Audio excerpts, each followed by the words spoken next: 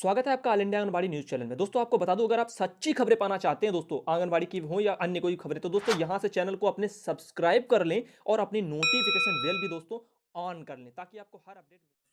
नमस्कार दोस्तों, स्वागत है आप सभी का हमारे साथ all India anganwadi news channel में। बात करूं मैं 2 मार्च की, आज यहां पे आप बड़ी खबरें देखने जा रहे हैं। जैसा कि आप लोगों को यहां पे पता होगा, मैंने कल ही बता दिया था, डेली आपकी थंबनेल सेम रहेगी ताकि आप जान पाएं कि आप सच्ची खबरें देख रहे हैं। यहां आपकी आवाज चलेगी और मन की बात मोदी जी के साथ चलेगी, यानी कि आपकी गुहार लगाई जाएगी, वहां तक सच्ची खबरें चलेंगी और यहां पे बस आपका डेट बदलता जाएगा। तो चलिए शुरू करते हैं आज की बड़ी खबरें।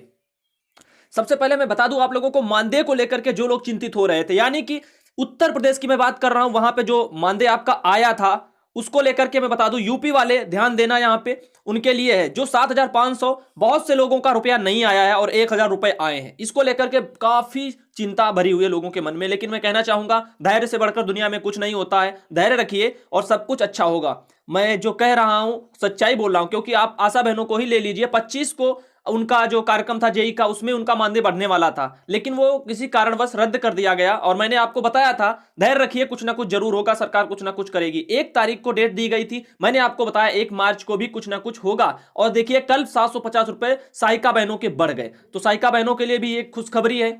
और इसको बताते हैं आप लोगों को, कुछ और मैं जानकारी देता हूं, जैसे कि आंगनबाड़ी और मिनी बहनें, और हमारी यहां पे बात करूं मैं सहायिका बहनों की, सॉरी माफ करना, पिछला जो मैंने अभी बताया 750 रुपए, वो आशा बहनों का 1 मार्च को बढ़ा है, क्योंकि कंफ्यूजन हो गई। और यहां पे सहायिका बहनों का मैं बताना चाहूंगा, तो उनका जो जो कुछ बढ़ा था अभी आंगनबाड़ी बहनों के साथ में, वो सब तो जिनका जिनका मानदेय जो आया नहीं है, यानी कि 7,500, जैसे कि आंगनबाड़ियों की मैं बात कर रहा हूं, उन्हीं पर ज्यादातर बोलता हूं, लेकिन आप लोग अपने अपने हिसाब से पैसे समझ लीजिए जिसके जितने आते हैं। तो 7,500 रुपए जिन लोगों के नहीं आए, बहनों का कहना है सर मेरे पैसे नहीं आए हैं, सिर्फ 1,000 रुपए खाते में आए हैं। तो हो सकता है कोई देखिए टेक्निकल एरर हो, वहां पे पैसे भेजने में ट्रांसफर नहीं हो पा रहे हो, नेटवर्क की कोई प्रॉब्लम हो सकती है, ये तमाम चीजें होती हैं जिसके कारण आपके खाते में पैसे नहीं आ पाए हो, क्योंकि वो चेक के द्वारा तो आते नहीं है, सीधा नेटवर्क बेस्ड आते, तो हो सकता है कोई ना कोई प्रॉब्लम रही हो। तो धीरे धीरे आपके खाते में जरूर आ जाएंगे, इंतजार करिए, 2-4 दिन देख लीजिए, उसके बाद में जैसा कुछ होगा। ये काफी लोगों की समस्या है, कोई एक की समस्या नहीं है, क्योंकि आपको पता होगा सिर्फ मेरे साथ ये हुआ है, लेकिन ऐसा मैं बता दूं, आपको संतोष हो जाना चाहिए कि ऐसा आपके साथ नहीं हुआ। बहुत से लोगों की ये दिक्कतें हैं जिनके पास सिर्फ 1,000 रुपए आए। तो ये थी आप लोगों के लिए कुछ छोटी एक इंफॉर्मेशन। दूसरी बात, मैंने आपको बताया था कि 5,500 रुपए, जैसे आंगनबाड़ी के बेस्ड मैं ले लूं, जितना उनको मानदेय मिलता है 5,500 रुपए महीना उत्तर प्रदेश में, अभी योगी जी का बढ़ा हुआ इसमें शामिल नहीं है, इसीलिए 5,500 में बता रहा हूं। 3,000 आपका 2 माह का एरियर था, अक्टूबर और नवंबर का, तो कंफ्यूजन आपकी खत्म हो जाएगी। ज्यादा खबरें देनी है, इसीलिए मैं आपको अच्छे से बता रहा हूं। ये मैंने प्रूफ भी दिखाए थे 2 कॉपियों के माध्यम से कि पैसा आ भी गया 28 तारीख को, ताकि बहुत से लोग मानते नहीं हैं, उनको विश्वास नहीं होता है, तो इस वजह से। और न्यूनतम मानदेय पाने के लिए जो पेंशन को लेकर के बात मैंने कही थी, इसको लेकर के मैंने लेटर भी जो जारी हुआ था वो भी दिखा दिया था आप लोगों को, कि आप लोगों को जो 18 से 40 वर्ष के लोग हैं, वो जिन संविदा कर्मी के तौर पर हैं, यानी कि, और जिनको मानदेय मिलता है, यानी कि जिनका वेतन भुगतान वगैरह कुछ नहीं होता, उन लोगों को सरकार जो है पेंशन के तौर पर देगी। लेकिन 18 से 40 वर्ष के ही लोग ये सब कर सकते हैं, ये ऐसा भी है प्रावधान। और इसमें बताया जा रहा है कि पैसे आपके अकाउंट से कुछ कुछ काटते चले जाएंगे हर महीने, और वही आपको पेंशन बाद में मिल जाएगी। तो इसे न्याय समझे या अन्याय, तो इससे तो भगवान जाने। लेकिन आगे चलते हैं, अगली खबर पर आपको हम ले चल रहे हैं। जैसा कि आप लोग यहां पे देख पा रहे होंगे, इसको भी मैंने कल बताया था बाराबंकी में, क्योंकि आप सब जानते हैं देश का माहौल इस समय कैसा है।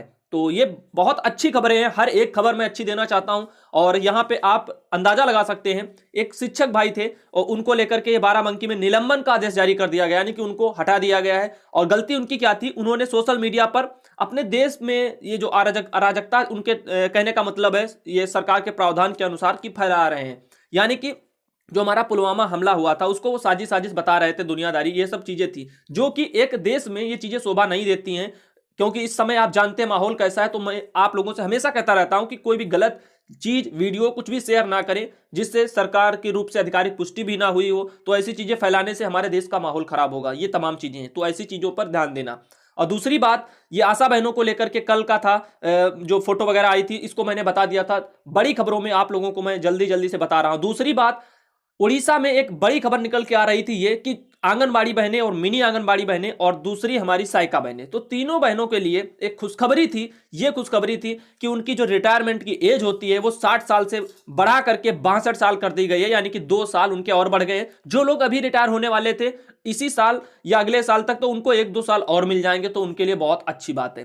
तो आगे चलते हैं, जैसा कि आप लोग यहाँ पे देख पा रहे हैं। लेकिन ओडिशा से मैं कुछ और बात कहना चाहूंगा। यहाँ पे मुझे याद आ रहा है, वहां पे बहनों का कहना है कि उनको जो मोदी जी ने जो बढ़ाया था 1500 रुपए, वो अभी तक उनको नहीं मिला है। और ये समस्या सिर्फ ओडिशा की नहीं है, ये राजस्थान की भी है। और मैं बात करना चाहूंगा तीसरे नंबर पे, ऐसे बहुत से जगह हैं। मध्य प्रदेश में भी बताया जा रहा नहीं मिली है, शायद उत्तराखंड में भुगतान हो गया था। मैंने आपको कुछ समय पहले उसका, सबसे पहले उत्तराखंड में ही नोटिस वगैरह कुछ जारी किया गया था भुगतान का। मिला है या नहीं मिला है, आप लोग अगर उत्तराखंड से वीडियो देख रहे हैं मेरा, तो आप लोग कमेंट करके बता सकते हैं, अपने वहां की जानकारियों को भेज सकते हैं। कमेंट करिए, बहुत अच्छी बात होती है कमेंट करना, ताकि इससे पता चलता रहता है कि आप और हम लोग किस सोच पर चल रहे हैं, कहां तक क्या हुआ है, लोगों के साथ क्या चल रहा है, ये तमाम चीजें आगे आपको बताते हैं। ये आशा बहनों का उत्तर प्रदेश में जो है कल बढ़ा था 750 रुपए, उसको लेकर के फोटो वगैरह भेजी गई थी, और इससे बहनें ना खुश भी नहीं है। दूसरी बात, बिहार में ये हुआ था, मीटिंग की गई थी आशा बहनों के द्वारा। यहां से बहन गई थी, चंदा यादव जी गोरखपुर से हैं, वो मीटिंग में हिस्सा लेने के लिए बिहार गई थी। तो बिहार में उनका संयुक्त रूप से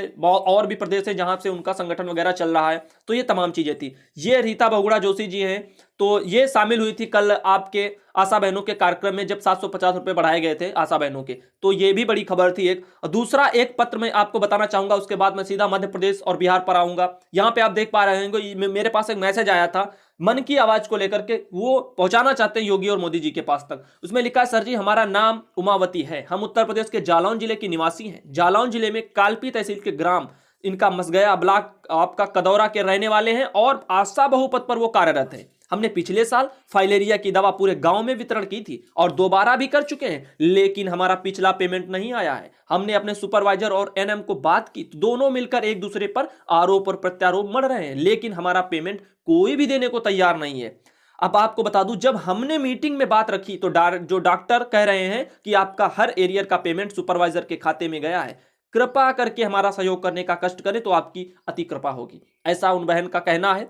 तो उनके साथ ये समस्या हो रही है, जिसको लेकर के भी आवाज उठाई गई है, संगठनों तक आवाज पहुंच भी चुकी है। लोगों और भाइयों का कहना है कि आप पहले अपने वहां के स्थानीय जहां पे कार्रवाई की जाए वहां तक पहुंचाएं, या फिर अपने सीएमओ तक इस बात को रखें, बताएं। उसके बाद भी अगर आपके इस पैसे को वो लोग नहीं देते हैं, या फिर एनएम हो या आपके कोई भी हो, तो फिर उसके बाद में सभी संगठन मिलकर के आवाज आपके लिए लगाएंगे। फिर चाहे क्यों ना मुख्यमंत्री जी के पास ही धरने को लेकर के लोग बैठ जाएंगे। ये तमाम चीजें हैं। तो ये एक चेतावनी समझे या कुछ भी समझे, शोषण नहीं होगा आज के इस जागरूकता भरे समाज में। और अब ये जो भी हुआ सब इसको बंद किया जाए। किसी का हक, किसी का पैसा नहीं खा सकता है कोई, क्योंकि इनको इतना कम मानदेय मिलता है। ऊपर से अगर ये सब अत्याचार होते रहेंगे तो कुछ नहीं चलेगा। और दोष किस पर मढ़ा जाता है, बेचारे जो गरीब, जो ये चीजें दिक्कतें झेलते हैं, वो सरकारों को दोष देते हैं कि सरकार में हमारे साथ ये हो रहा है। ऐसा कुछ नहीं है, सरकार अपना काम कर रही है वहां पे बैठकर, लेकिन निचले स्तर पर जो आपके साथ अत्याचार हो रहे हैं उनकी आवाज आपको ही उठानी पड़ेगी। तो आप सीएमओ कार्यालय जाएं और इसको सब बताएं, अपनी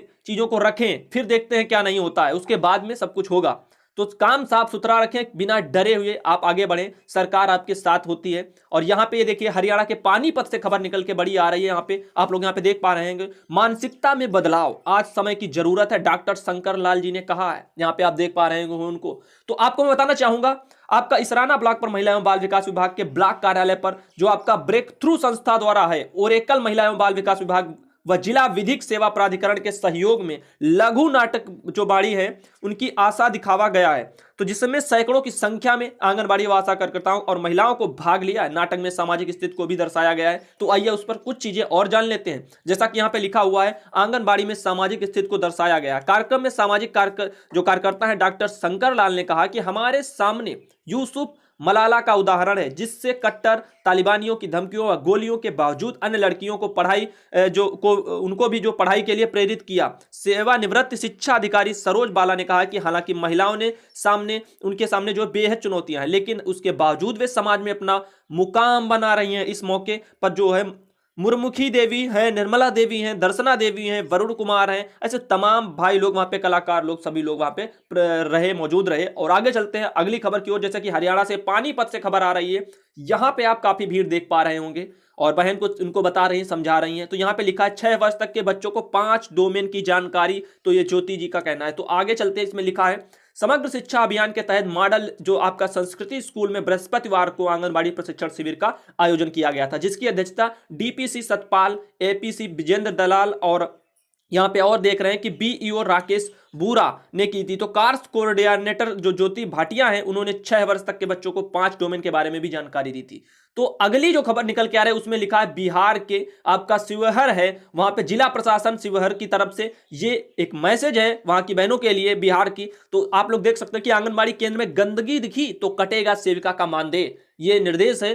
तो अपने केंद्रों को अच्छे से संचालित करें। बाकी आपके साथ कोई अत्याचार होता है, अपनी आवाज बिल्कुल उठाएं और अपना काम सही ढंग से करें। सरकार से हम लोग उम्मीद पूरी रखते हैं और पूरा गुहार भी लगाते हैं आप लोगों के मानदेय को लेकर के। समाज अभी नहीं तो धीरे धीरे बदलेगा। लोग जो चाहे अधिकारी हो चाहे कोई भी हो, उनकी भावनाएं बदलेंगी लोगों के प्रति। ये तमाम चीजें हैं, जैसे जैसे लोग अच्छे आएंगे समाज में वैसे वैसे आपके साथ काम भी अच्छे होते चले जाएंगे। लेकिन दोनों हाथों से तालियां बजती हैं, वो कहावत सही है। हम भी अपना काम अच्छे से करेंगे तब सरकार भी अपना काम अच्छे से करेगी। तो ये तमाम चीजें हैं। और डीएम जो आपके अरशद अजीज की अध्यक्षता में हुई थी आईसीडीएस की समीक्षा बैठक कलेक्टर स्थित संवाद कक्ष में गुरुवार को हुई थी ये सब। और इस दौरान केंद्रों के संचालन से संबंधित उद्यतन जानकारियां भी ली गई थी। तो ये आपको मैंने एक खबर दी बिहार से। इसमें और क्या लिखा है वो भी आप यहां पे देख पा रहे होंगे।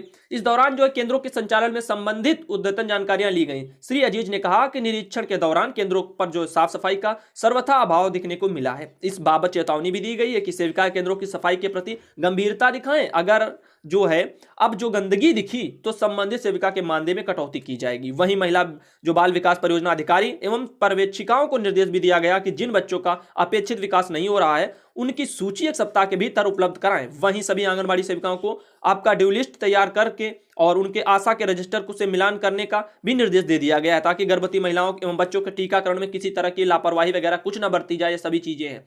तो यहां पे आप देख पा रहे होंगे ये आप लोगों के लिए एक अच्छा मैसेज था। तो बाल विकास परियोजना अधिकारी एवं महिला पर्यवेक्षिका को है अपने क्षेत्र के गर्भवती महिलाओं एवं बच्चों की सूची 15 दिनों के भीतर 100% एंट्री करने का निर्देश भी दे दिया है। तो ये आप लोगों के लिए एक अच्छी जानकारी निकल के आ रही है कि 15 दिनों के अंदर आप लोगों को सूची वगैरह सब कुछ तैयार भी करनी है। तो आप लोग यहां से भी जानकारी ले सकते हैं, उन्हें राष्ट्रीय पोषण मिशन का लाभ मिल सके। वहीं यह चेतावनी भी दी गई कि सबको यह लिखित प्रमाण देना होगा। उनके पोषक क्षेत्र में वर्तमान में कोई गर्भवती महिला का नाम छूटा नहीं है। इस दौरान मॉडल आंगनबाड़ी केंद्र बनाने की दिशा में कार्रवाई सुनिश्चित करने का भी निर्देश दिया गया है। दूसरे चरण में जो आपका कब्रिस्तान घेराबंदी विषयक बैठक भी हुई थी। इस दौरान 20 कब्रिस्तानों की घेराबंदी का निर्णय भी लिया गया। ये तमाम चीजें वहां पे और निकल के आई थी। और हरियाणा के करनाल से आप यहां पे खबर देख पा रहे होंगे, आंगनबाड़ी है, आंगनबाड़ी वर्कर जो 2 मार्च को करेंगी सीएम एवं वित्त मंत्री के आवास का घेराव। तो आवास का उनका घेराव किया जाएगा आज, यानी कि 2 मार्च की खबरें आप देख रहे हैं। सच्ची खबरों में आपका स्वागत है। मैं कहता हूं हमेशा आप लोग वीडियो को लाइक करें और शेयर जरूर करें, ताकि आपसे लोग और जुड़ जाएं, आपके राज्य से लोग जुड़ेंगे। जितना ज्यादा आप अपने राज्यों में शेयर करेंगे फेसबुक व्हाट्सएप पर, उतनी ज्यादा आपकी वहां की बहनें जुड़ेंगी, आपकी एकता बढ़ेगी और आपकी आवाज अच्छे से लगाई जाएगी। जब भी आपके वहां धरने होंगे उसके वीडियो आपको मिलते रहेंगे, तमाम जानकारियां। तो ये तमाम चीजें हैं। और प्रदेश की आंगनबाड़ी वर्कर और हेल्परों ने सरकार का विरोध करने के लिए कड़ा रुख अपनाया है। 2 मार्च को आपका करनाल मुख्यमंत्री आवास दिल्ली में, हरियाणा भवन हिसार के नारनौंद में वित्त मंत्री कैप्टन अभिमन्यु के आवास का घेराव करने का निर्णय लिया गया है। तो ये आज देखेंगे वहां पे क्या होता है। ये हरियाणा का करनाल है, यहाँ पे काफी भीड़ भी आप देख पा रहे होंगे। आंगनबाड़ी वर्करों ने काली चुनरी से किया था कुछ समय पहले अभी प्रदर्शन, आज फूकेंगे उनका सरकार का पुतला। तो आप ये भी देख चुके, पुतला वगैरह भी जलाया गया, आज घेराव भी होगा। आंगनबाड़ी वर्कर एवं हेल्पर यूनियन की केंद्रीय कमेटी के फैसले के अनुसार ये सब कुछ हुआ था। अब ये 2 मार्च की आप लोगों को खबरें कैसी लगी मुझे जरूर बताना। और जो मैंने ये एक यूं कहें कि जो फेक खबरें आती हैं यूट्यूबर्स की, उनसे बचने के लिए आप कैसे पहचानें कि ये हमारा वीडियो अपने चैनल का वीडियो आया है। तो अपनी सेम थंबनेल डेली की आएगी, यही आएगी। बस आपको यहाँ पे डेट चेक करनी होगी। ये 2 तारीख यानी कि 2 मार्च का सुबह का वीडियो है, शाम का भी यहाँ पे 2 मार्च का शाम का वीडियो लिखा होगा। तो ये चीजें पर ध्यान देना, मेन खबरें आपकी इतना पोर्शन आप ध्यान देना, बाकी ये सेम रहेगा आपका, जिससे आपको अंदाजा लग जाए कि आप सच्ची खबरें देख रहे हैं, अपना चैनल देख रहे हैं। इसीलिए क्योंकि बहुत मानदेय की झूठी खबरें फैलाई जाती हैं। मानदेय मोदी जी का अभी आया नहीं है बहुत से राज्यों में, उसका कारण मैं बताना चाहूंगा। क्योंकि वहां की राज्य सरकारें उस पर अपनी मोहर नहीं लगा रही, उस काम को आगे नहीं बढ़ा रहे हैं। जहां पे लोगों ने आवाज ज्यादा उठाई और सरकारों ने कुछ ध्यान दिया, चुनाव भी नजदीक है, तमाम चीजों को देखते हुए ये आवाज आपकी सरकार ने सुनी। तो ये वीडियो आप लोगों को कैसा लगा दोस्तों, और धन्यवाद वीडियो देखने के लिए। मिलेंगे आपको अगले वीडियो में ताजी खबरों के साथ में।